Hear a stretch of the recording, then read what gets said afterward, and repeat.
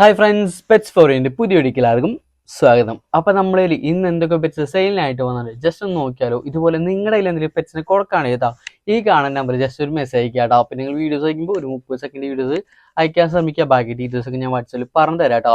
അപ്പോൾ നമുക്ക് നേരെ വീഡിയോയിലോട്ട് പോകാം. പിന്നെ നമ്മൾ ഓരോ വീഡിയോയിലൊപ്പം നമ്മൾ നമ്പേഴ്സ് കൊടുത്തിട്ട് നമ്പർ 1, നമ്പർ 2 അല്ലെങ്കിൽ 8, 3 അങ്ങനെ കൊടുത്തിട്ടുണ്ടാവും. അതനുസരിച്ചാണ് നമ്മൾ ഡിസ്ക്രിപ്ഷൻ ബോക്സിൽ ഓണേഴ്സിൻ്റെ പേരും കാര്യങ്ങളൊക്കെ കൊടുത്തിട്ടുള്ളത്. അതനുസരിച്ചാണ് നിങ്ങൾ അവർ വിളിച്ച് നോക്കിയാലും ബാക്കി ഡീറ്റെയിൽസ് ഒക്കെ ചോദിച്ച് അറിയാൻ വേണ്ടിയിട്ടോ. പിന്നെ ഒരു പ്രത്യേക കാര്യം പറയാനുള്ളത് നമ്മളൊരു ഇടനിലക്കാരൻ മാത്രമാണ്. അപ്പോൾ നിങ്ങളുടെ കയ്യിൽ എന്തെങ്കിലും വെച്ച് കൊടുക്കുകയാണെങ്കിൽ അത് വേറൊരാളിലേക്ക് എത്തിക്കുക, അത് മാത്രമാണ്. ബാക്കി ഡീലിങ്സ് ഒക്കെ നിങ്ങൾ നേരിട്ട് തമ്മിൽ ആവണം കേട്ടോ. അപ്പോൾ നമുക്ക് നേരെ വീട്ടിലോട്ട് പോകാം.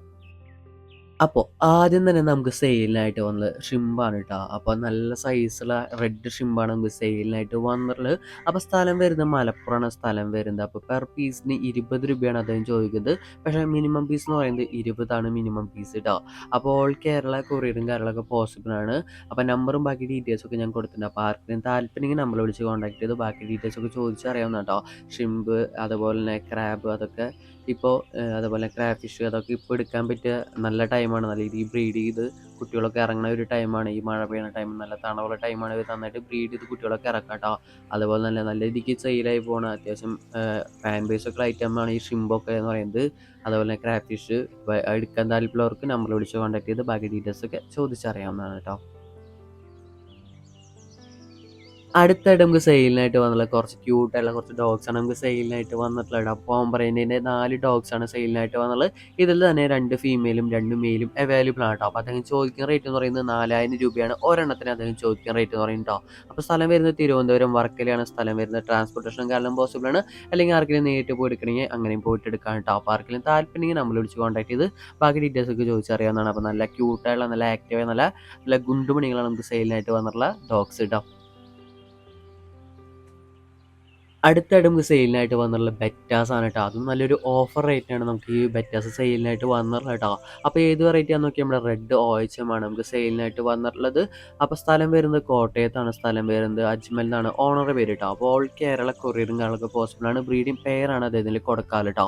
അത് ഓഫർ എങ്ങനെയാണെന്ന് നോക്കി കഴിഞ്ഞാൽ ഒരു പെയറിന് 120 രൂപയാണ് വരുന്നത്. വെറും 120 രൂപയ്ക്കാണ് ഒരു ബ്രീഡിംഗ് പെയർ കൊടുക്കുന്നത്. അത് നിങ്ങൾ 5 പെയർ എടുക്കുകയാണെങ്കിൽ 110 രൂപ വെച്ച് കിട്ടും. അത് നിങ്ങൾ 10 പെയർ എടുക്കുകയാണെങ്കിൽ തന്നെ കൊറിയർ ഫ്രീ ആണ് കേട്ടോ. അപ്പോൾ ഫ്രീ ആയിട്ട് നിങ്ങൾ 10 പേര് പർച്ചേസ് ചെയ്യാൻ പറ്റും.